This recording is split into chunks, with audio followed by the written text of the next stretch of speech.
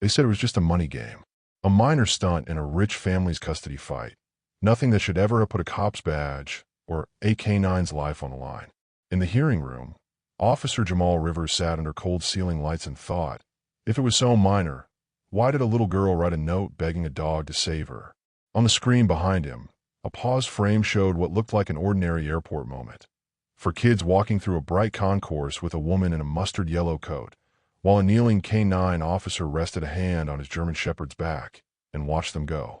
The airport's lawyer gestured toward the image. Sergeant, no one was taken. No bruises, no broken bones.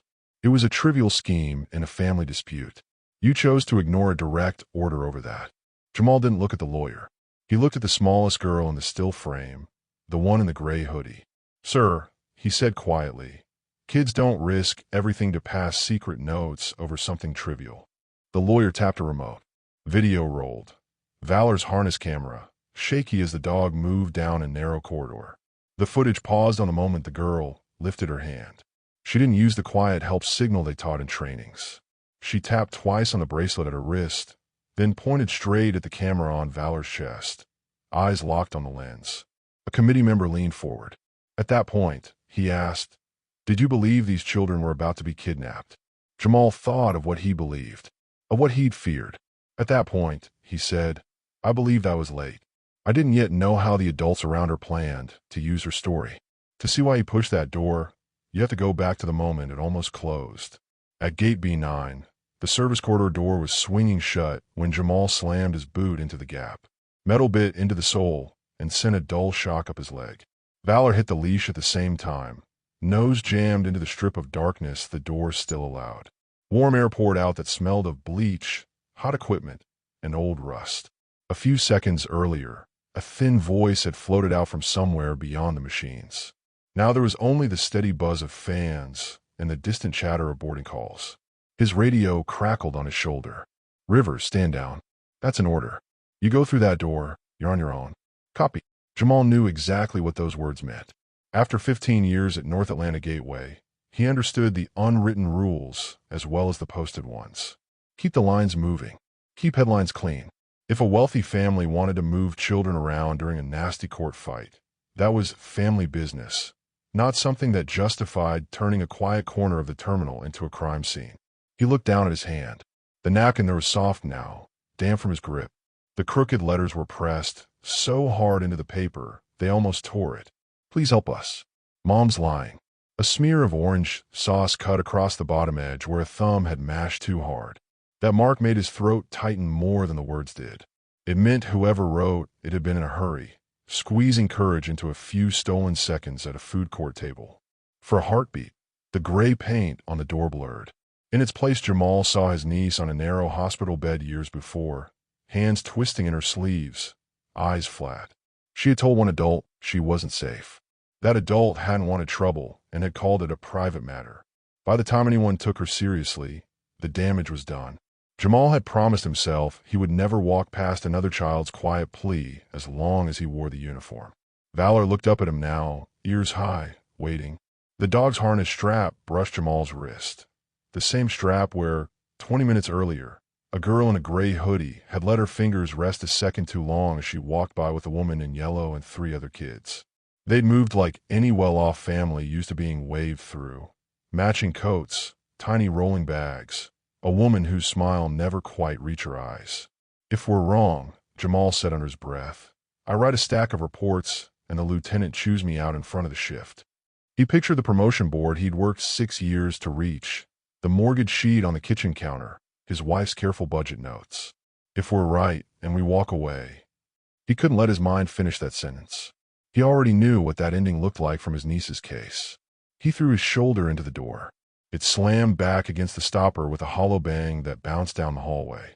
Valor surged through, claws sliding for half a step before catching on the rougher concrete inside. The corridor was bright and narrow, lined with pipes and closed gray doors. The buzz of hidden machines filled the space like a steady low roar, cutting them off from the coffee smells and chatter of the main terminal. They rounded the bend. Ahead, a woman in a mustard yellow coat walked with 4 children in a tight row, small bags trailing behind them. A tall man in a dark cap hovered at their side, steering them toward a metal stairway that led up and out of sight. Valor barked once, sharp and loud. Everyone stopped. The man straightened. The woman spun, annoyance already on her face. The children turned. The girl in the gray hoodie lifted her head. Her eyes went straight to Jamal, then to Valor. Slowly, she raised her hand. Jamal's muscles tensed, waiting for the thumb across palm sign he'd seen in every training video. Instead, she did something entirely different. 2 quick taps on the slim bracelet on her wrist. Then she pointed directly at the black camera on Valor's harness, her gaze locked on his. In that instant, Jamal understood that this might not only be about where these kids were going. It might be about what certain adults wanted the world to believe about them, and why one little girl had decided a dog's camera was the safest witness she had. 2 hours before that door slammed into his boot, the airport looked harmless. Bags rolled over polished floors, boarding calls floated over the crowd, and the air was thick with coffee, cologne, and fried food. North Atlanta Gateway was doing its usual trick, moving thousands of people so smoothly they forgot how much could go wrong in one building. Jamal walked the main concourse with Valor at his side.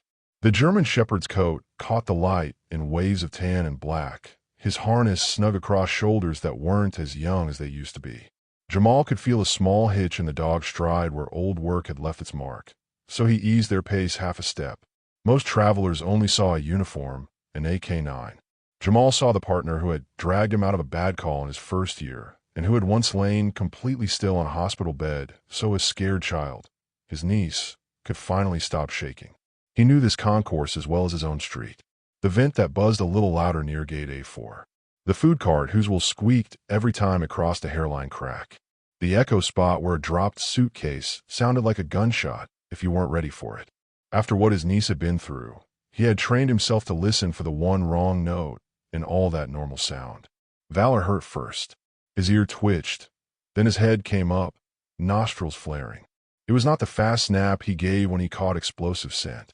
This was slower, more focused, like he was trying to pull one faint smell or feeling out a crowded room. Jamal followed the line of that steady gaze.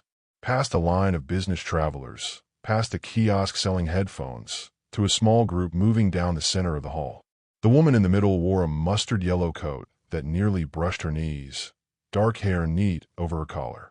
4 children orbited her in loose formation. 2 girls, 2 boys, each in good winter layers and sturdy boots.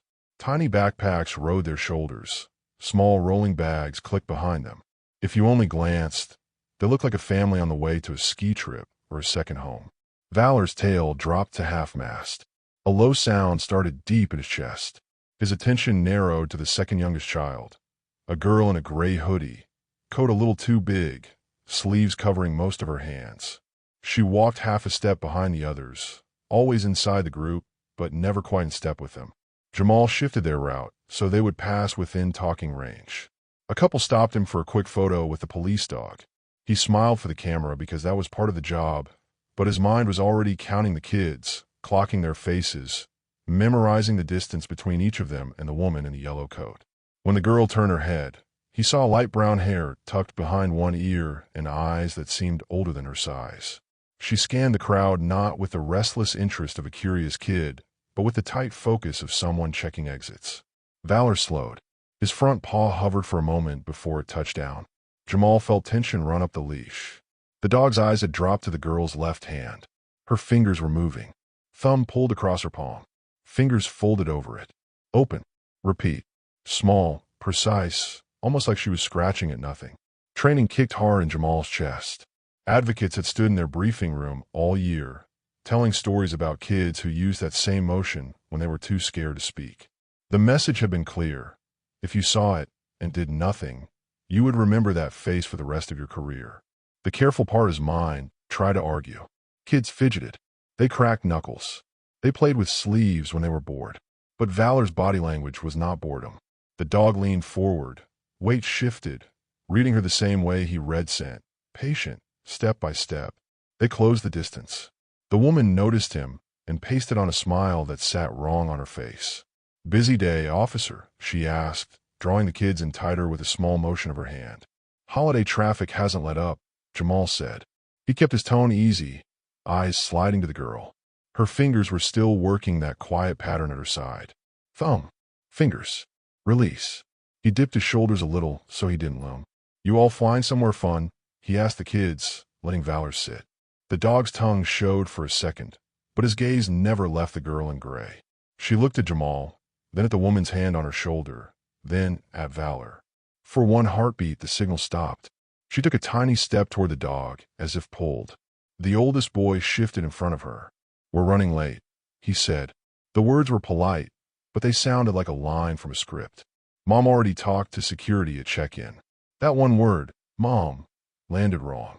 Not loud, not obvious. Just wrong enough to make Jamal's stomach tighten. The woman's smile thinned. She lowered her voice, so only he could hear. Please don't frighten my children, officer. It's been a long day. On the surface, there was nothing he could put in a report. No yelling. No grabbed arms. Just a neat group in good clothes, an AK-9 team on patrol. This was exactly the kind of situation his lieutenant meant when he warned, don't turn routine into drama. As they passed, the girl brushed against Valor.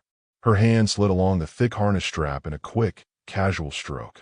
Jamal felt the leather shift under his wrist, as if her fingers had pressed harder for a split second, like she was doing more than petting a dog.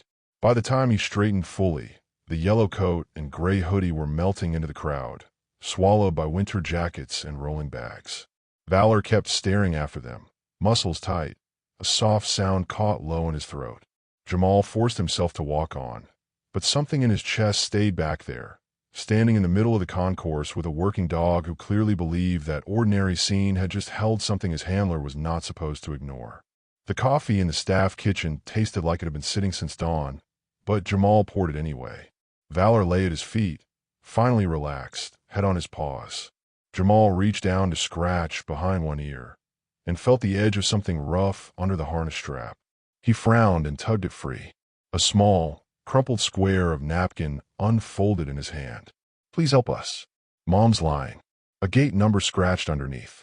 A sticky orange thumbprint dragged across the corner where a child's hand had pressed too hard. The room seemed to tilt. That, harmless, brush of fingers on Valor's harness hadn't been just a pet. It had been a handoff. He moved fast. On a side workstation, he pulled up cameras covering the main concourse and scrubbed back until the mustard yellow coat and 4 kids came into frame. There they were, just as he remembered. But now he caught the extra detail, one more figure in the background. Tall, dark cap, always just far enough back to look uninvolved, never looking away from the kids.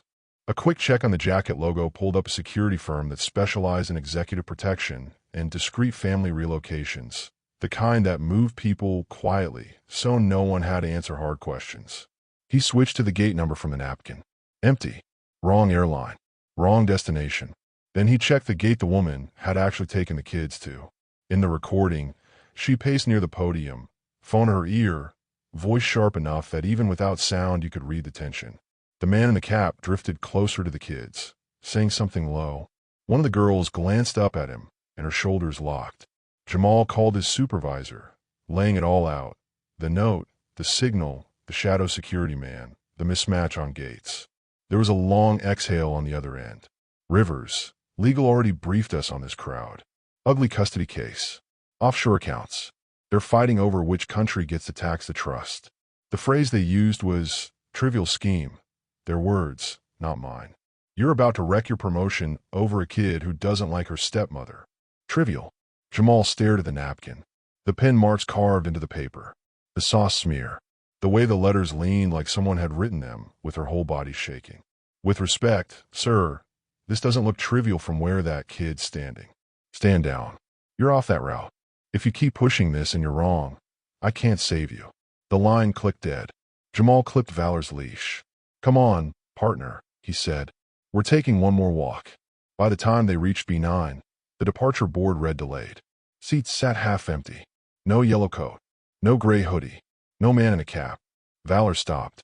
His head snapped toward a white door half hidden behind a vending machine. Authorized personnel only. A maintenance worker was swiping his badge, toolbox jammed under one arm. As the lock clicked, Valor lunged, barking once sharp, urgent. From beyond the door came the faint echo of a child's voice. One quick, startled note, swallowed almost at once by the drone of machinery. The door started to close. Jamal ran. The service corridor door slammed into the stopper as he forced his way through. The air on the other side was cooler, flat, crowded with the smell of bleach and metal. Pipes ran along the ceiling, gray doors lined both walls, and the hum of generators turned every sound into a low, steady roar. Valor didn't hesitate. He pulled left, claws scraping on concrete, dragging Jamal around the first bend. They found him 10 yards down. The woman in the mustard yellow coat stood with her back half turned to him, phone in one hand. The 4 children clustered near her, small bags at their feet. The man in the dark cap rested a hand on the oldest boy's shoulder, guiding the line toward a metal staircase that climbed up and out of sight. Valor barked once. The sound hit the walls and bounced. The man straightened. The woman spun. Annoyance flashed across her face before she folded it into something cooler. "Officer Rivers," she said, "we have papers. This is a lawful transfer." Jamal kept his voice level. "Then you won't mind showing me." She handed over a neat stack from her bag. The man tapped his phone and put someone on speaker. A smooth voice introduced himself as counsel for the family, reciting docket numbers and court orders. A moment later, another voice joined, tired, official, the liaison for child services. "Sergeant," the liaison said, "I've reviewed this case. The children are being relocated under a temporary guardianship, while fraud allegations against their father are handled. There's no evidence of danger. You're delaying a lawful move." On paper, it all lined up. Stamps, signatures, legal phrases. Valor didn't read paper. He had stepped between the man in the cap and the girl in the gray hoodie, broad chest blocking her path to the stairs. A low vibration rolled in his throat when the man tried to edge closer. Jamal met the girl's eyes. They were wide, but not wild. She looked at him, then at Valor, then at the phone on speaker, then down at her own wrist. She lifted her hand. He braced for the thumb across palm sign. Instead, she tapped the slim bracelet twice, quick and sharp, then pointed straight at the black hammer mounted on Valor's harness. Her finger held there, steady. "Check the recording." That was what she was saying. "Not get me out right this second. See what they made us do." On the phone, the liaison's patient snapped. "Sergeant Rivers, release them. Right now. If you hold this family in a back hallway any longer, I'll be filing a formal complaint." The man in the cap tightened his grip on the girl's shoulder. Valor's growl deepened. Jamal made a decision. "No one goes up those stairs until I review what's on that bracelet and this harness cam," he said. "A child handed me a plea for help. I'm not signing off on anything until I understand why." The woman's calm broke. "You have no right. I have a right to protect minors who ask for help." He looked at the girl. "Stay with Valor." She gave the smallest nod. Jamal backed away, never turning his back on the group until he hit the corner. Valor watched him go, then swung his head back to the kids as if to say, "I'm still here." If Jamal was wrong, he knew exactly what would happen. He'd be the fool who turned a private family mess into an incident. If he was right and walked away, for kids would learn that even when they did everything they were told to do, no one came. He headed for the nearest workstation to find out which it was. The break room computer hummed to life as he plugged in Valor's harness cam and requested access to the data from the girl's bracelet. The devices synced with a soft chime. 2 timelines popped up on the screen. The first clip opened on a bright kitchen. The woman in the yellow coat sat at a table, coffee mug in hand. The man in the cap leaned against the counter. The 4 kids stood across from them in a row. When they asked about your dad, the woman said calm and steady, "You say he yells and throws things. You say you're scared to be alone with him." The oldest boy frowned. "He doesn't." The man's voice cut across his. "Do you like your school? Your room? You like staying together?" He let the questions hang. "Because if your dad's lawyer wins, all of that disappears. You want that on you." The kids in a living room, the man holding up a photo of a man Jamal guessed was their father. "You flinch when you see this, remember?" he said to the youngest. "Not too much. Just enough that the judge thinks something's wrong here." The little one glanced at the girl in gray. "But I'm not scared of him." The woman sighed. "You're not lying," she said. "You're choosing the story that keeps you safe." Big difference. Clip 3. Audio from the terminal. The woman on the phone, pacing near the gate Jamal had seen on camera. "Yes, the videos are uploading now," she said. "By the time we land, the court will have them." Once the judge sees the kids terrified, we keep control of the trust until they're grown. After that, it's all locked in. He can scream about fairness all he wants. Jamal's hands tightened on the edge of the desk. This wasn't strangers snatching kids. This was adults weaponizing their own children's fear, teaching them that survival meant lying on command. His lieutenant stepped into the room, jaw tight. "You're supposed to be standing down," he said. "Legal is furious. So is that liaison." "Watch this," Jamal said. The lieutenant did. When the last clip ended, he let out a breath through his teeth. "They called this trivial. They said it was a scheme," Jamal replied. "Like a tax trick. These kids are being taught that the only safe truth is whatever their mother's lawyer writes down." The lieutenant rubbed his face. "All right, I'm calling child services directly and asking for an emergency evaluator. They won't like that I skipped the chain, but after seeing this, I'm not trusting paper alone." As they headed back toward the corridor, airport leadership intercepted them. Suits, polished shoes, an in-house attorney with a tight smile. "We're aware of the recordings," the attorney said. "Our position is simple. This is a civil matter between parents. If you write a neutral report, no immediate physical danger observed, family transfer per court order, the airport stays out of it, and your review board will be routine. If you insist on calling this abuse, we're dragged into a media fight we don't need. Think carefully about how much you're willing to risk on your interpretation." Interpretation. Like the girl's note and Valor's growls were opinions. Jamal looked down at Valor. The dog gazed back, calm now, but unblinking, as if waiting to see which way his handler would turn. "In my report," Jamal said, "I'm going to write exactly what I saw and exactly what those recordings show. If that causes problems, we can talk about them at the hearing." The attorney's smile vanished. "Then there will be a hearing." "I figured," Jamal said. He walked past them, Valor at his side, toward the corridor where 4 children and a tired liaison were still waiting for someone to decide what counted as harm. Weeks later, in that same hearing room, Jamal sat where he could see both the panel and Valor resting behind him. The dog's head was on his paws, eyes half closed, but his ears twitched at every sharp word. Jamal told the story from the beginning. The signal in the concourse, the napkin on Valor's harness, the corridor confrontation, the bracelet taps, the recordings. The airport's attorney pushed back. Sergeant Rivers acted on instinct, not statutes. No one was struck. No one was deprived of food or shelter. What we have here is an unfortunate but minor tactic in a complicated family dispute. The child advocacy expert they called in shook her head. "When you repeatedly coach children to lie about a safe parent," she said, "you are teaching them that truth is dangerous and that their feelings don't matter unless they serve an adult's agenda. That is harm. You just can't see it on a scan."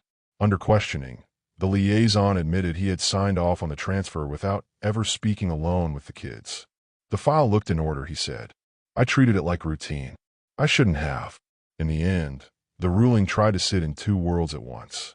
The adults didn't go to jail, but they were hit with fines, barred from unsupervised contact, and forbidden from submitting any recordings of the children without an independent evaluator present. The man in the cap lost his license to work on family-related cases, and most of his clients with it. The write-up in the local paper called it a custody scheme that went too far, tucked between weather and sports. To the kids, it meant they were no longer being marched on a plains based solely on whoever could tell the most convincing story. Jamal's promotion was delayed. For a while, some colleagues avoided eye contact. Others clapped him on the shoulder in the hallway when no one else was looking. 3 weeks after the hearing, an envelope showed up in his mailbox at the station. No return address. Inside was a folded card. On the front, in colored pencil, a drawing. A K-9 officer kneeling in a busy terminal, one hand on a German shepherd's back for small figures nearby. The girl in the gray hoodie stood closest to the dog, hand lifted in a wave. Inside, in that same uneven handwriting from the napkin, were 6 words. "Thank you for hearing me. Grace." Jamal pinned the card above his locker. That night, when he took Valor home, the dog eased down onto his mat with a tired sigh. Jamal sat on the floor beside him and rested his hand on that familiar, worn fur. Adults had called what happened in that corridor a trivial scheme. On paperwork, it might always look that way. But for one little girl, it had been the difference between living in a story written for her and finally being allowed to tell her own. One officer paid attention. One dog refused to look away from a quiet signal. That was all it took to change the ending, and to remind anyone watching that sometimes the smallest voices and the oldest working dogs are the ones who still know the truth.